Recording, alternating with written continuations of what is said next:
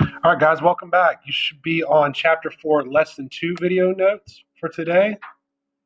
Today you're going to hear from us about the Sumerian people of Sumer and the advancements and the way that they ran their early city-states and civilization.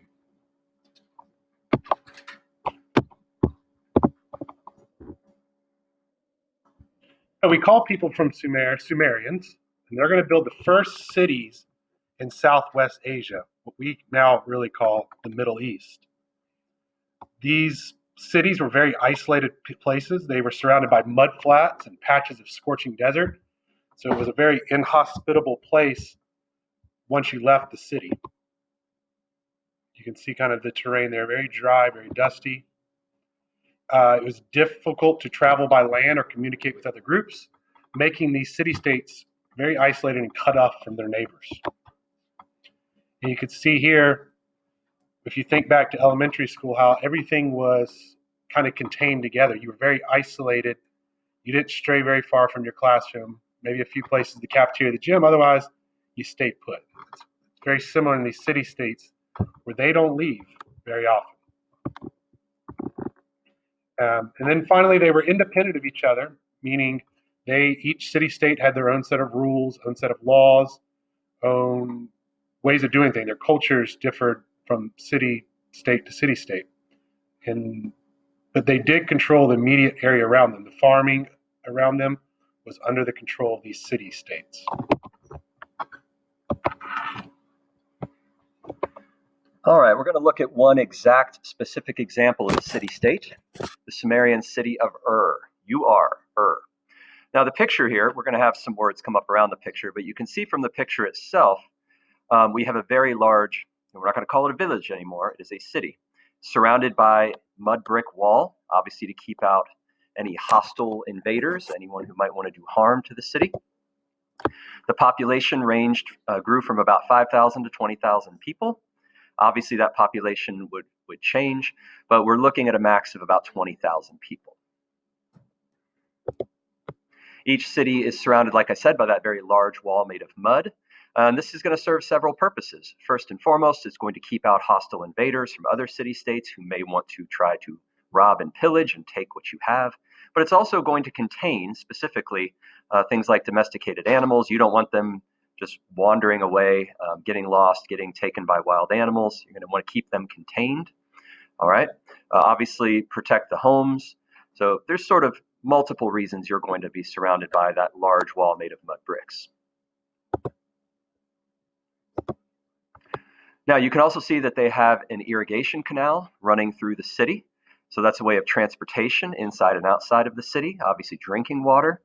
So it's very important that they have an easy, close source of fresh water. So we can see a canal that's being dug, and the walls open up so that canal can come right through. Some important parts of the city-state also, the ruler's palace. It's going to be a place where the person who runs the city-state, the person in charge, the head of the government, is going to have a palace that they will live in. There's also a large temple. This is going to be where priests are performing religious sacrifices, religious duties, religious rituals. Remember, we're starting to see the incorporation of more religious beliefs in these city-states as well, and the priests will be in charge of those things. You're going to have other public buildings located within the city as well, as long as all of the settlements for the people. Now you can see that the city is surrounded, all right, the city is surrounded by farming, fields for farming. Farming is not done inside the city walls, it is done outside the city walls. Often these city-states would go to war with each other. They were not always friendly. They wanted what others had. So sometimes that would lead to fighting over resources, because sometimes resources are scarce. Or they're fighting over borders. If one wants to expand control over a certain area or region, and that could lead to more fighting as well. And, sometimes you just want to fight because you want to be on top. You're the leader. That's glory. During times of peace, they would also trade with each other and form alliances. So not always fighting, sometimes peaceful and establishing trade relationships. Okay, guys, now we are going to talk about God, priests, and kings.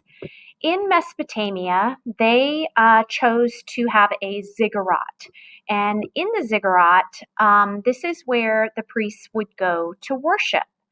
But what they worshipped and who they worshipped was different with each city-state. So, first, they had polytheism. That is the belief and worship of multiple gods. It means they believe in more than one God. They may have a God for the sun, they may have a God for rain, they may have a God for the crops. All the different areas of nature, they believed that there was a God for that. Each city-state had one god that they saw as having a special power. So, for instance, that god may have the special power over whether that city-state could grow their crops. And so they would worship to that god. The Sumerians believed that some gods had the power over nature. This is where those nature gods come in. They viewed everything in terms of their agriculture and how it affected their city-state. So to them, making sure that the gods were happy meant that they would have good, plentiful crops. So these ziggurats were the Sumerian temples.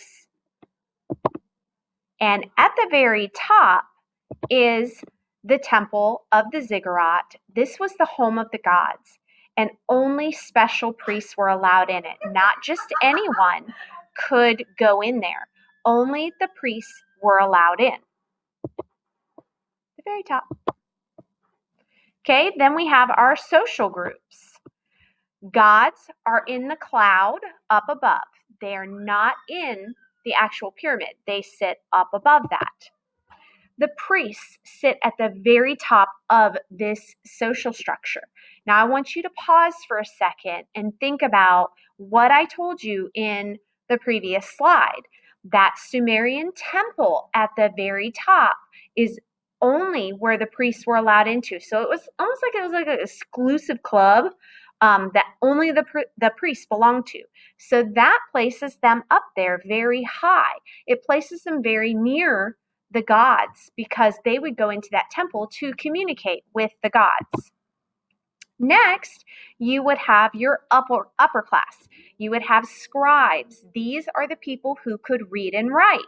An easy way to remember the term scribes is scribes read the scribble.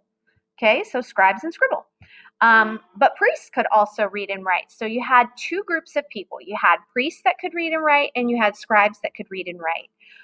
But the priests ranked higher. So before we get to the hot question, I want you to be thinking about, why did the priests rank higher? Okay, so upper class was scribes, nobility, rich merchants.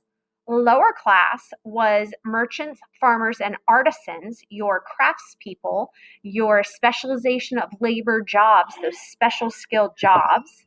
And then your lowest class were the slaves that were captured from war or owed money. So you could very simply owe money to someone or to that city-state. And if you haven't paid it, and again, their money wasn't currency. It could have been in grain. It could have been in cattle.